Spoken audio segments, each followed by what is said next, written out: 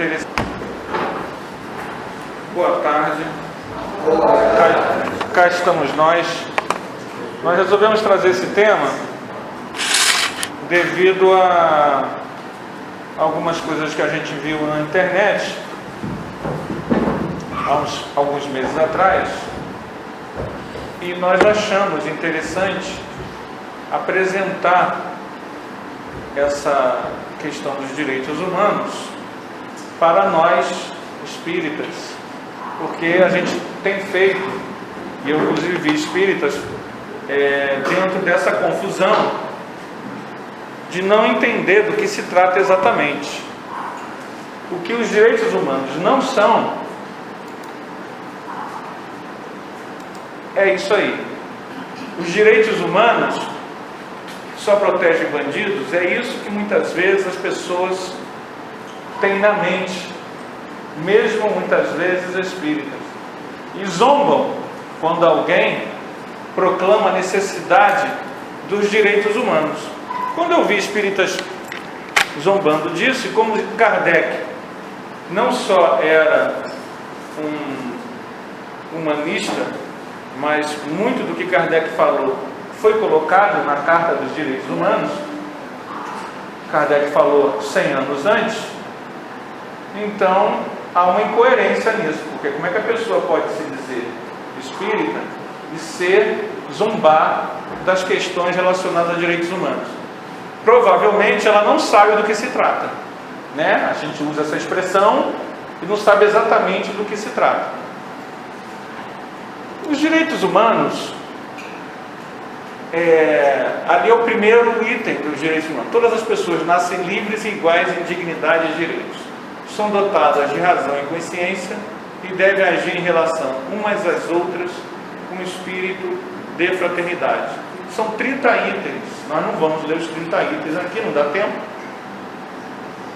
Mas a questão dos direitos humanos, elas surgem primeiramente com os deveres. Ela vai surgir lá na antiguidade, com os povos antigos, colocando principalmente no Código de Hammurabi e na Bíblia o que? Deveres. Faça isso, não faça aquilo outro, não matarás, não roubarás o gado do teu vizinho, etc. Isso são deveres. Kardec nos diz o seguinte: as ideias só se transformam com o tempo e não subitamente.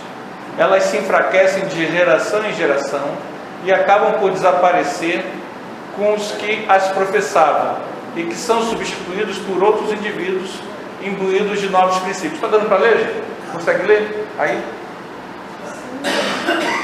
Então as ideias, elas são gradativamente renovadas e melhoradas, aperfeiçoadas, né? A primeira vez em que a gente vai falar de direitos, isso foi com o imperador persa Ciro. Vai ser ele o primeiro a falar sobre direitos. Ciro, ao invadir a Babilônia, ele vai fazer duas coisas bem inovadoras: liberdade de religião. Ele vai deixar com que as pessoas tenham a crença que quiser. Ele não vai interferir na religião dos babilônios, e ele vai libertar os escravos. Então, muitos hebreus, que viviam aprisionados na Babilônia, são soltos, e com isso ele entra na história, porque foi escrito na Bíblia. Essa tabuinha foi achada no século XVIII, século XIX, e lá está escrito justamente isso. Ele vai falar sobre a caridade, que ele vai falar como conquistador, de libertar os babilônios do tirano que estava lá, coisa típica da época, e vai dizer que de agora em diante todos vão ter liberdade de religião. Então nós vamos começar a ter pela primeira vez o quê? Direitos. Ele dá esses direitos. Isso não continuou, a escravidão depois retoma em outros países, em outros pontos, mas esse é o marco em que os direitos humanos os direitos das pessoas são dados. Pela primeira vez você tem, as pessoas começam a ter direitos. Aí a gente lembra do item 622 do Livro dos Espíritos. Confiou Deus a certos homens a missão de revelar a sua lei? Indubitavelmente, quer dizer, sem dúvida, em todos os tempos houve homens que tiveram essa missão. São espíritos superiores que encarnam com o fim de fazer progredir a humanidade. Vejam bem, espíritos superiores, a média daquele momento, né? Vamos entender isso.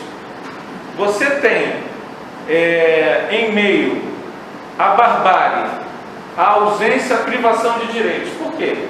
Porque os povos mais antigos, no Egito, e mais antigos ainda, eles, na verdade, não davam direitos ao conquistado. O conquistado não dava escravo, né? Então você, quando tem uma pessoa que aponta para uma nova visão, ele é melhor do que aquele meio que está ali. Foi o caso do Ciro. Eu não estou dizendo que ele é um espírito superior, cheio de luz, não. Ele é melhor do que aquela média que está ali, né? Então ele se enquadra, não só ele, mas vários movimentos que foram acontecendo, se enquadra nesse item 622 do Livro dos Espíritos. Que essas pessoas, elas vêm, têm uma visão melhor do que aquele onde elas se encontram e começam a implementar novas ideias. Em 1215, isso na Idade Média, lá na Inglaterra, eles fizeram uma Carta Magna, e essa carta dava o direito do cidadão conseguir reivindicar direitos. Pela primeira vez, um rei é colocado a jurar um documento em que ele não pode ser simplesmente um tirano, né? Claro que isso são coisas assim, acontecem pontualmente. Alguém vem e traz a ideia, aquilo é colocado, é assim que acontece. Dura um tempo, mas aquilo não fica no cara. Mas fica aquela ideia no ar. Mais tarde, séculos depois, outros virão e vão se inspirar naquela ideia para fazer algo parecido. Isso também não durou muito tempo. A Declaração dos Direitos do Homem e do Cidadão, ela é proclamada na França com a Revolução Francesa.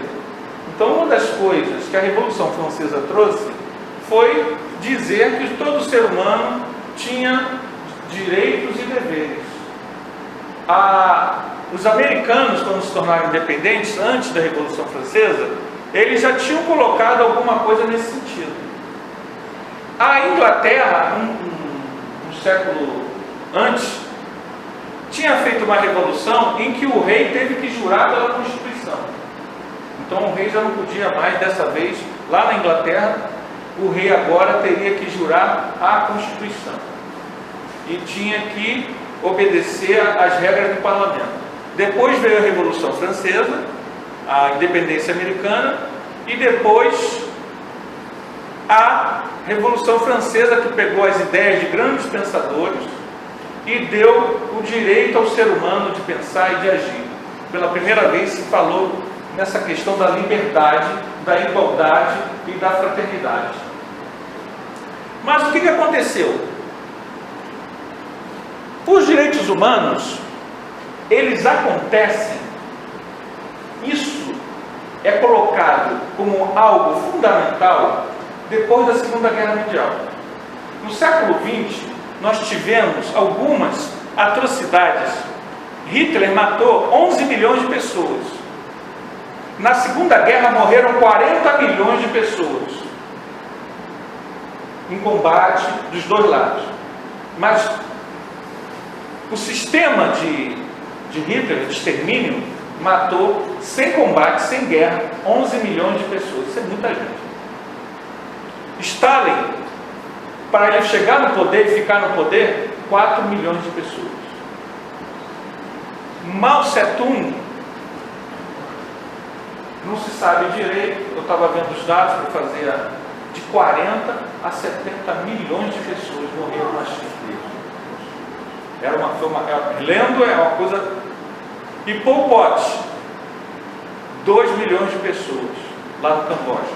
Tudo isso foram atrocidades que fizeram com que, principalmente a Segunda Guerra Mundial, que foi na Europa, europeus matando europeus, as pessoas começaram a perceber que havia necessidade de uma Carta de Direitos Humanos, e que essa Carta de Direitos Humanos ela fosse internacional, que tudo aquilo que aconteceu na Segunda Guerra nunca mais fosse repetido.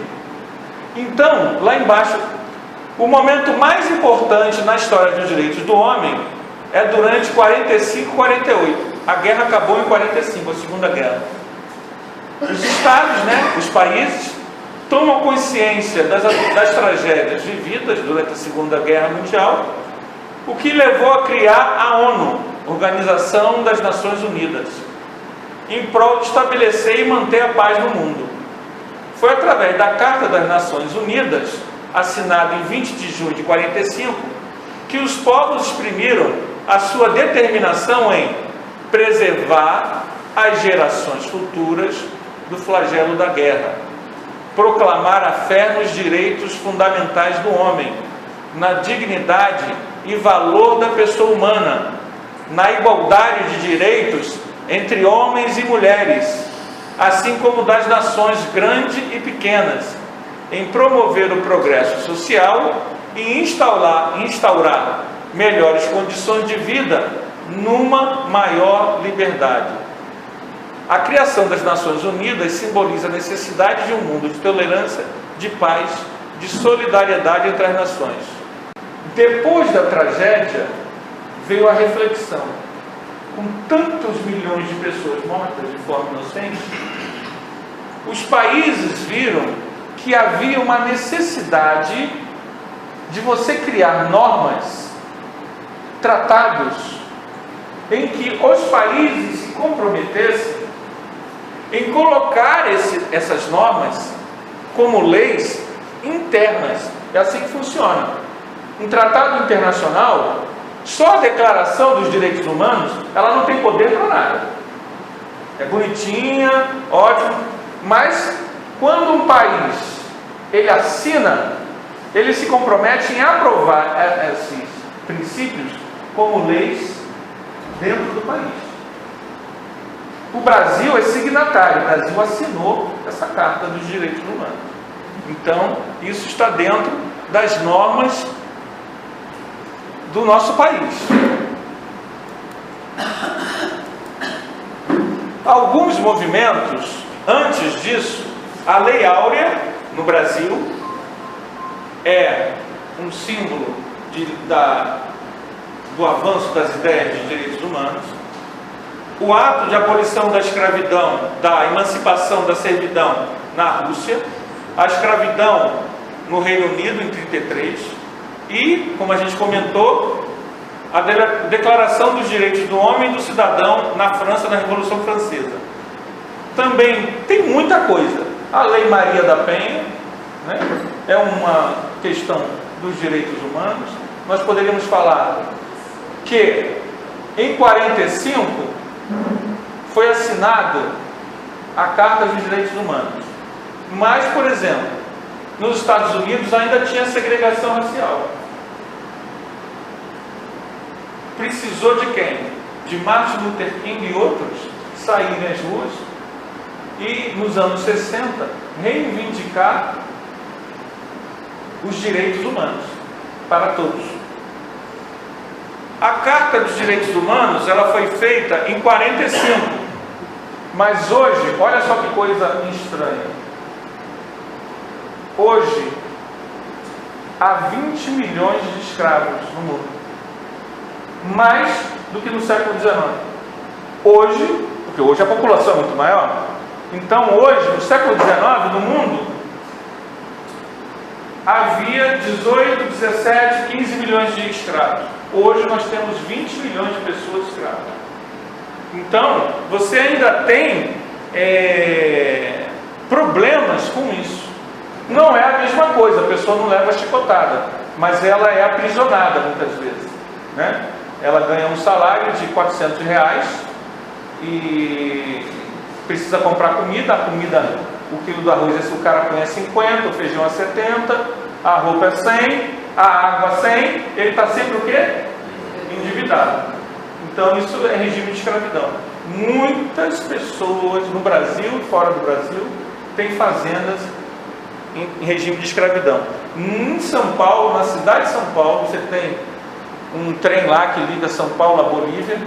Então você tem em São Paulo centenas, milhares de bolivianos, e muitos desses bolivianos que vêm passando fome aceitam qualquer coisa, aceitam trabalhar 18, 19, 20 horas por dia, não veem a luz do dia. Isso significa trabalho escravo. Eles são remunerados, mas é proibido isso, tá? Tudo isso a gente está falando porque isso existe hoje. É uma luta. Quando a gente fala dos direitos humanos, a gente precisa entender que essa luta ela não acabou. Por que a gente precisou fazer a Lei Maria da Penha?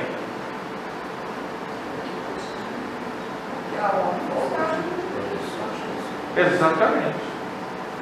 Há homens e mulheres também que se acham o direito de bater. O meu irmão, que trabalha ele é policial civil, ele falou que não tem, segundo ele, palavras dele, não tem um dia que não apareça na delegacia dele uma mulher que, não, que apanhou, prestando queixa que foi apanhado. Não tem um dia. Eu falei, não tem um dia? Ele falou, não tem um dia. Então o negócio é muito sério. A gente muitas vezes, como espírita, vive numa ilha. A gente não conhece a realidade que está ao nosso redor.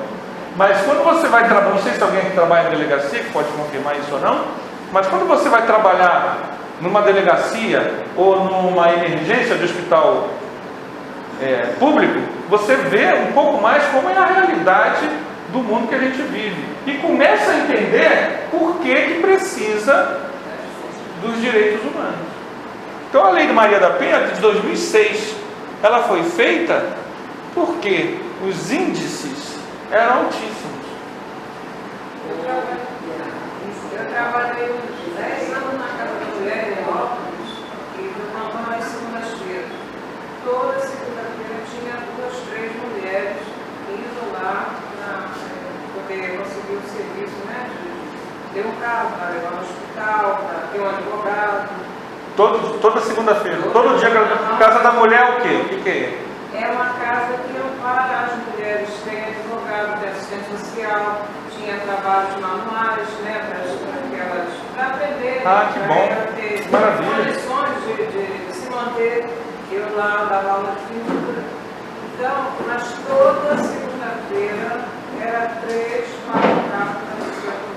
E o mais triste, tinha umas que a direção conseguia tudo. O carro para levar no hospital, o advogado para levar, para dar queixa, aquela coisa toda. 2 dias depois, ela aparecia lá pedindo para retirar a queixa, porque o marido estava no santo, e na segunda-feira a outra já estava E até muitas vezes, isso termina muitas vezes com a morte dela. Sim. Anos, o ano passado, é igual que pessoas, mulheres queimadas pelos maridos. Eu tive uma pessoa que ficou queimada, eu tive que levar para o hospital. Eu não imaginava quanta mulher queimada pelos maridos. Mulher queimada pelos maridos. Então a gente vê o seguinte: se você não cria órgãos como essa Casa da Mulher, que vá lutar pelos direitos humanos, só ele está escrito num documento, não funciona. Você precisa que ele seja levado e confrontado. Você tem que... Porque senão, o que acontece? Nós espíritas temos um desafio que, na minha opinião pessoal, nem sempre a gente está atento, que é um desafio que nos foi colocado lá na codificação, virar o mundo de regeneração. Mas nosso mundo de regeneração não acontecerá como muitos pensam. como é que o mundo religioso, com todo respeito a todas as religiões, mas tradicionalmente as religiões, elas pensavam, como é que elas pensavam nesse mundo novo, nessa nova Jerusalém, Jerusalém ressuscitada? Eles pensavam assim: num belo dia, talvez de primavera, os céus vão se abrir, os anjos vão tocar a trombeta e Jesus vai vir descendo. Está implantada a nova era. Não vai ser assim, gente. Vão ser, como Kardec falou, gradativamente, paulatinamente. As lutas serão travadas em que as ideias novas se renovarão às ideias antigas. Nós vamos começar a nos reeducar. Regenerar, o que quer dizer? Se você cai num buraco, abre uma ferida na tua perna, você vai depois fazer um tratamento adequado. Primeiro vai ter aquela ferida lá na perna. Você vai fazer um tratamento adequado para que ela o quê? Regenere, né? Haja uma regeneração. Sare, cicatrize, regenere. Então, o mundo de regeneração é um mundo em que nós vamos ter que curar as cicatrizes, as feridas.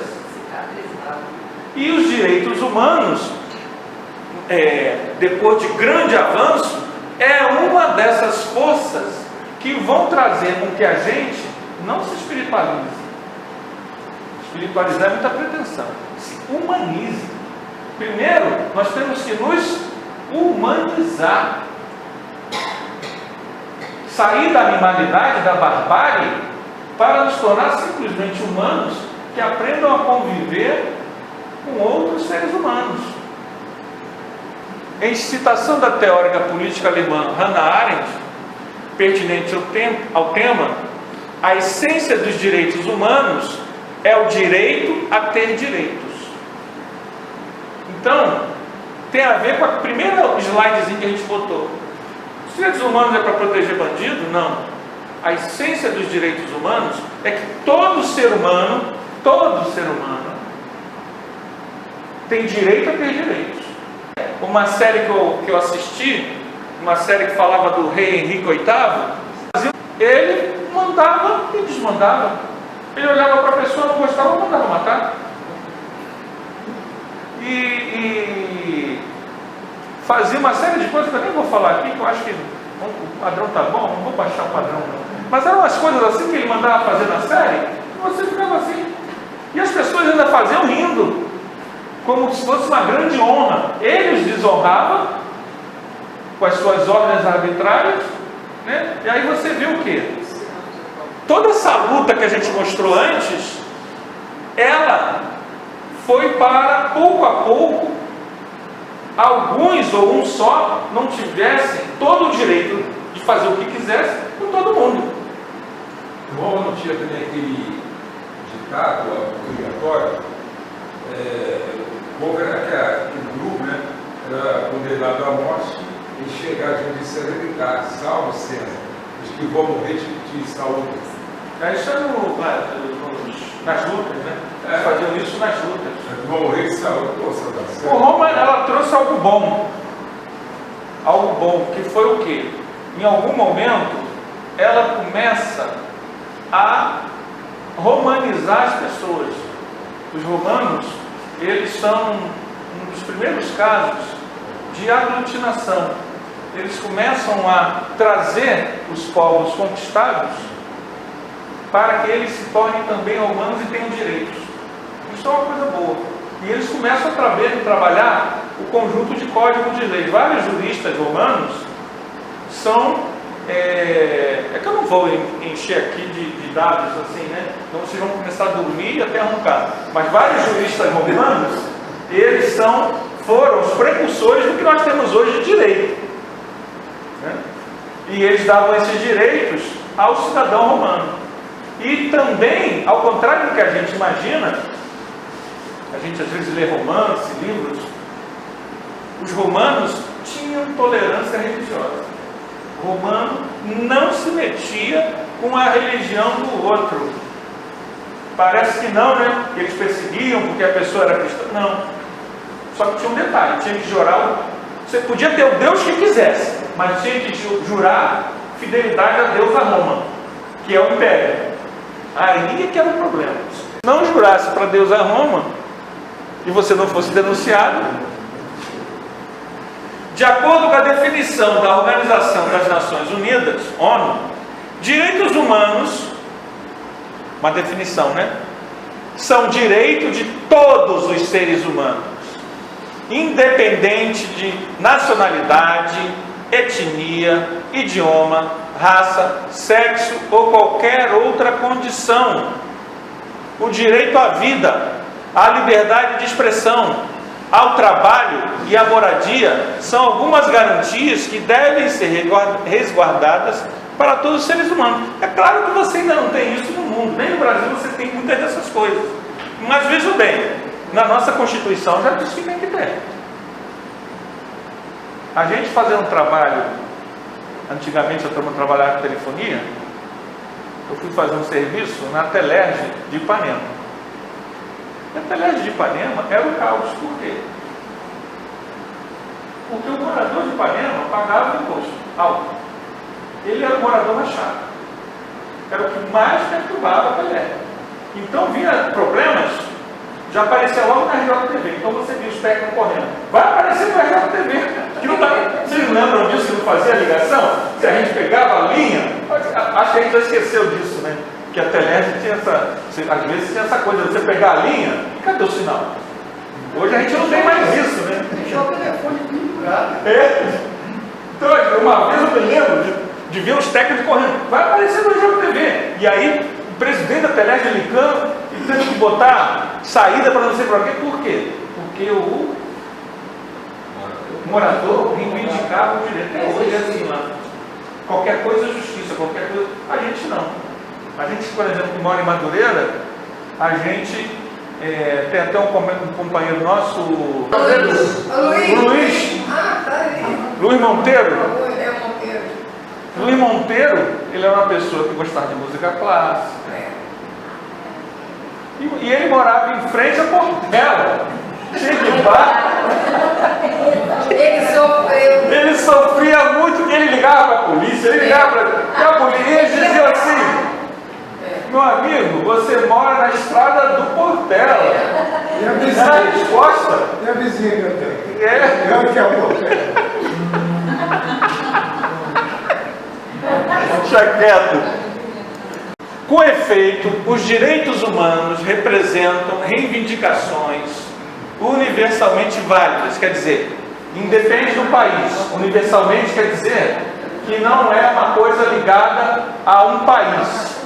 Então tem que ser regras que valham para todos os países. Não tem a ver, por exemplo, como na França, que agora eles estão proibindo as mulheres muçulmanas de tomar banho na praia com a burca. Isso não tem nada a ver com direitos humanos, porque choca com a cultura, tem um choque cultural ali, né? Mas os direitos humanos, eles têm a ver com o direito ao ser humano ser livre e independente. Então, nesse sentido, os direitos humanos são inseparáveis dos seres humanos e existem nos contextos mais degradados, nos quais se verificam as piores violações. Aí vem uma questão que tem muito a ver com o que a gente levantou no início. Mesmo o mais miserável dos indivíduos, aquele que foi desprovido de todo o resto, não pode ser destituído dos direitos dos direitos humanos. Por mais que você diga assim, não, mas isso não é gente, isso é um bicho, isso é um animal. Mas na verdade, ele não é, ele é um ser humano. Então ele tem direito de não ser torturado, de não ser assassinado. Ele tem o direito de ter um julgamento. Ele tem o direito de ser tratado dentro da lei. O que está por trás disso? Séculos e séculos de tirania em que você não tinha isso. Qual o problema que a gente vive? A gente vive um problema que me disseram, não vi a reportagem, vou falar, não sei se vocês souberam, semana passada fez domingo de sol que nem hoje, e teve 50, 60, 70 jovens assaltando todo mundo com a Copacabana. Então nós temos um problema que nos deixa o quê? Assustados. Mas essas pessoas, esses jovens, esses meninos, nós não podemos torturá-los por causa disso. E para nós espíritas isso é fácil de entender. Por quê? Porque a gente sabe que o ódio, a vingança, o revide é a artimanha de quem? Quem é que usa esses artefatos? O obsessor. E qual espírita que quer fazer curso profissional, técnico para o obsessor? Alguém quer aqui? Luísa quer? Curso técnico para o obsessor? Você já é o obsessor dela? Ela tem diploma. Ele já é o obsessor dela. Todos nós somos candidatos ao nos tornarmos espíritas no curso preparatório para mentor. Não tem jeito. Então a gente não vai perseguir ninguém. Essas pessoas, elas nos constrangem, elas nos irritam, elas nos incomodam. Mas os direitos humanos têm nada a ver com isso. Você precisa criar normas, policiamento, educação, atacar várias áreas para você acabar com o que eu chamo de banditismo social. Alguns momentos da história você tem essa eclosão do banditismo social, em que um número imenso de pessoas perde a noção das regras. Por que isso está acontecendo? Tem que ver o porquê que isso está acontecendo com os nossos jovens de comunidade. Por que os jovens de comunidade estão a um grande número que não querem obedecer as regras? Porque, vejam bem, nenhuma cadeia vai caber. Isso eu tenho essa convicção. O número de pessoas que a gente viu saindo do Alemão, vocês lembram? Subindo o morro, é muito maior. É muito maior. A rede que envolve todas as tramas disso é muito maior do que a gente imagina. Há muita gente envolvida. Não é só o traficante que fica com a arma. Tem as pessoas que embalam, tem as pessoas que ensacam, tem as pessoas que consomem. Então as soluções elas são muito mais difíceis e não são fáceis. A gente pensa o seguinte: chega lá, mata todo mundo, joga do avião, não vai resolver nada. Tivemos um estudo hoje, voltando um pouquinho lá no saúde, onde a senhora foi, esqueci o nome agora, mas ela falou que tem na família uma pessoa que não é de religião nenhuma.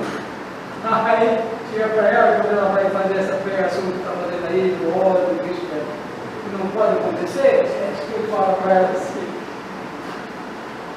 Você não pensa legal?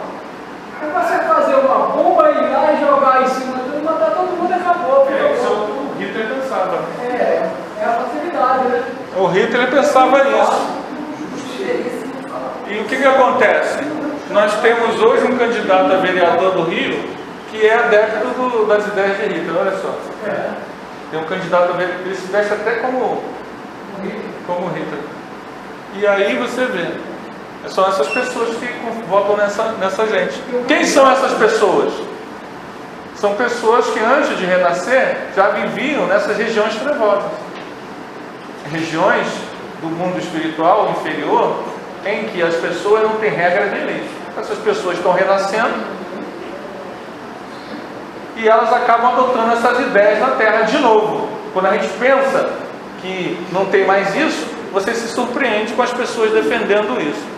A característica revolucionária dos direitos humanos é que eles são válidos para todos e não somente para os poderosos ou os ricos. Os oprimidos do mundo todos sempre têm a possibilidade de recorrer aos direitos humanos, precisamente porque são humanos. A lei, ela tem que ser feita para todos de uma forma igual. Eu não posso tratar a pessoa rica ou a pessoa pobre de forma diferenciada. Isso em tese, né? Na prática a gente sabe que isso não funciona. Mas a grande realidade é que isso, na verdade, é uma luta a ser travada. É um desafio que as sociedades têm que conseguir. Vou ler aqui alguns artigos. Primeiro artigo da Carta dos Direitos Humanos. Todos os seres humanos, todos, nascem livres e iguais em dignidade e direitos. Todos nascem livres e iguais, sem exceção, dotados de razão e de consciência, devem agir uns para com os outros em espírito de fraternidade. Segundo artigo, todos os seres humanos, todos, podem invocar os direitos e as liberdades proclamadas na presente declaração, sem distinção alguma de raça, de cor, de sexo, de língua, de religião, de opinião política ou outra, de origem nacional ou social, de fortuna de nascimento ou de qualquer outra situação. Aí a gente pensa assim, ué, mas e o bandido? Quando mata? Os direitos humanos protegem o bandido e o policial que morreu. Vejam bem, os direitos humanos protegem todos. Há um erro de apreciação quando a gente pensa que direitos humanos protegem bandido. Ninguém pode ser torturado. O bandido tem que ser preso e julgado. E o policial? O policial tem que ser um cumpridor da lei. Ele é um funcionário público responsável para que haja ordem pública. Ele não é o juiz e não é o vingador público. Então essa que é a confusão. O policial, uma vez, há muitos anos assistindo Jô Soares, um policial, ele foi fazer um estudo lá nos Estados Unidos. E aí ele estava numa delegacia lá, vou chamar de delegacia, não sei o nome direito, distrito policial, e eles tiveram uma chamada.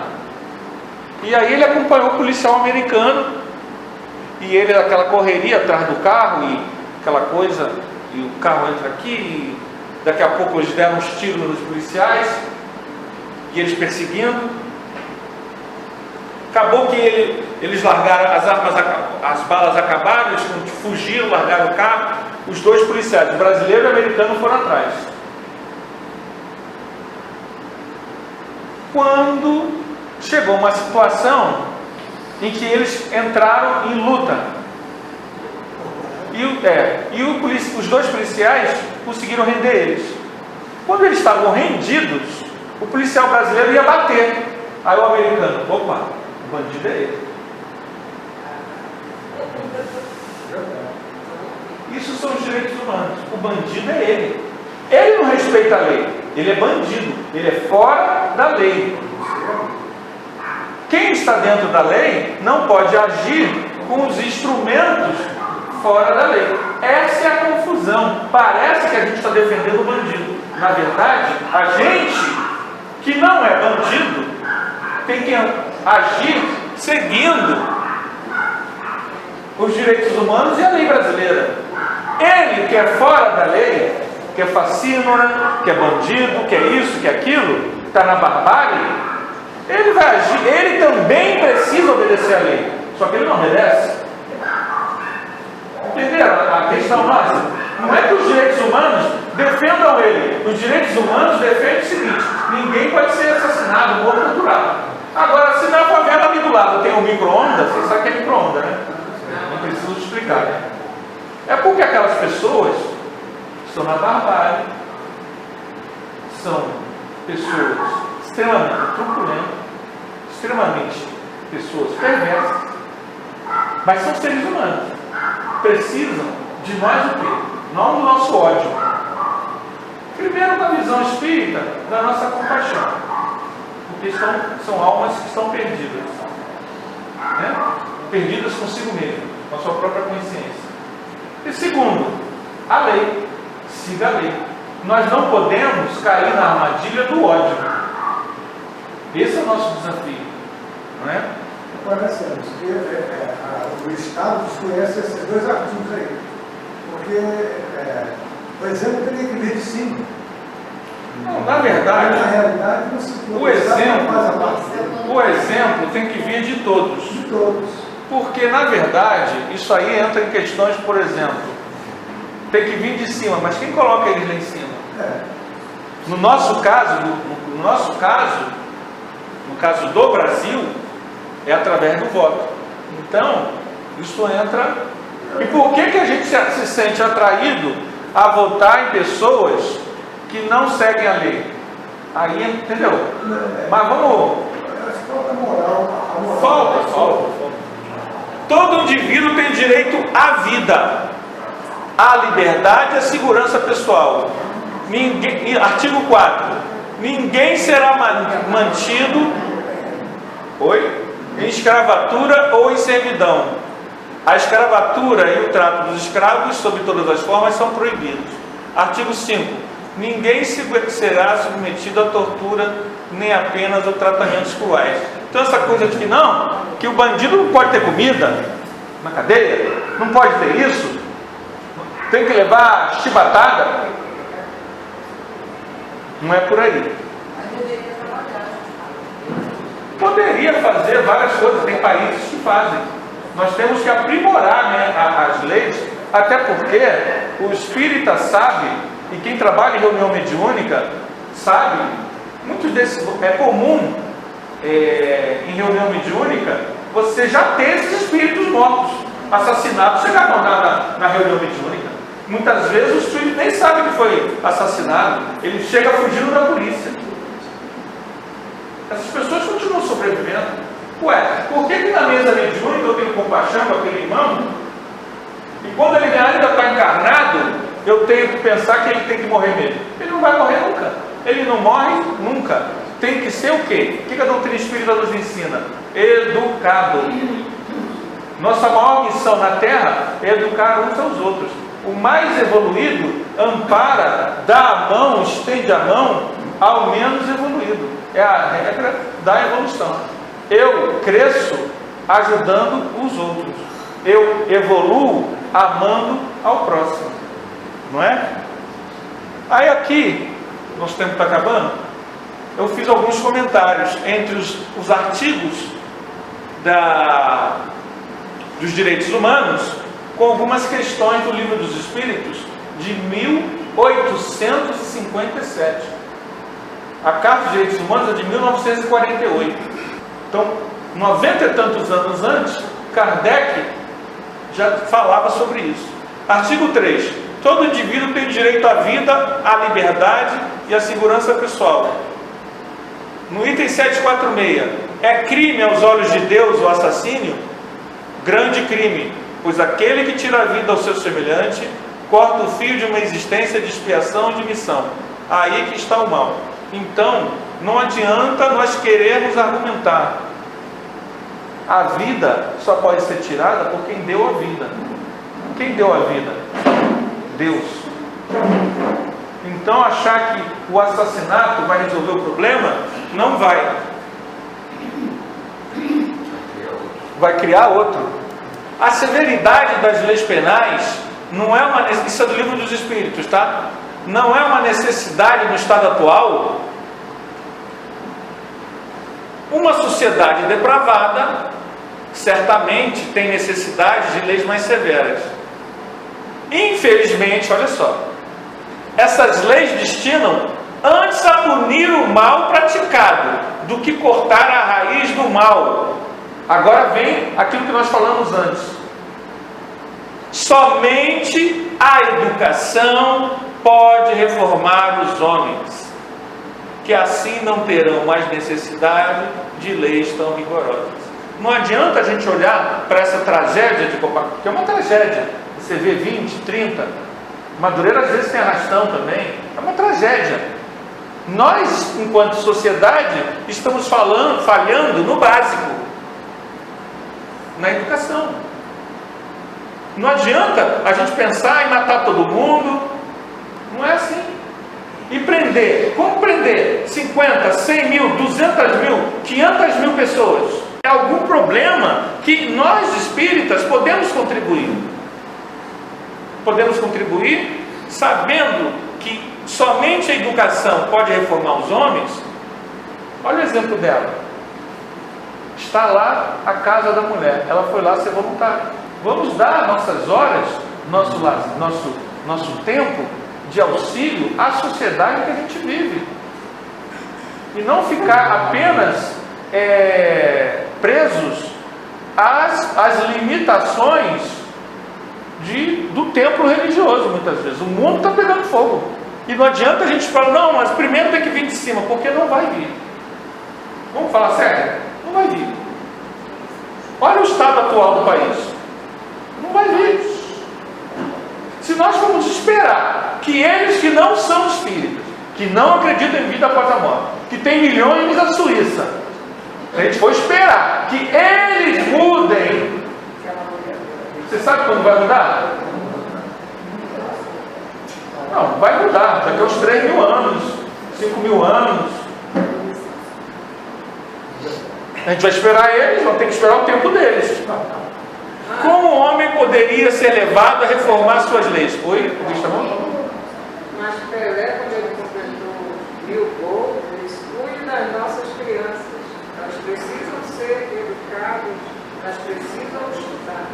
Se lá naquela época que ele fez, o pessoal tivesse. Porque a gente, no caso, eu mesmo estou fazendo isso agora, a gente sabe falar frase bonita.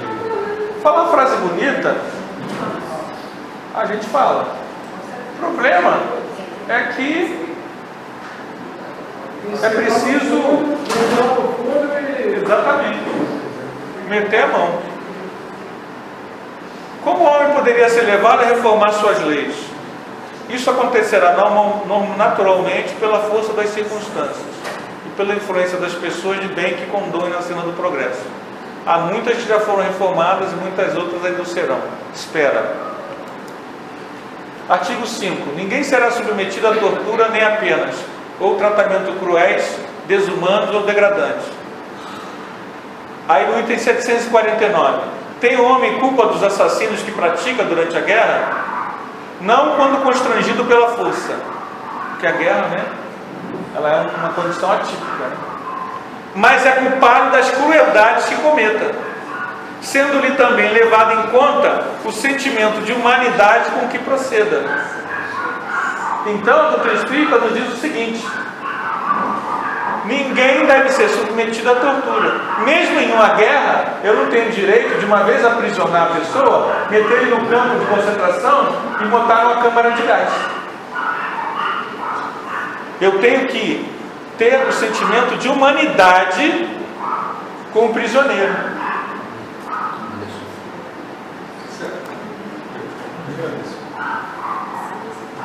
Isso é na guerra. Mas na atualidade, a gente observa lá que são 600 mil os dias que nós temos no Brasil. E as condições que eles vivem. Exatamente.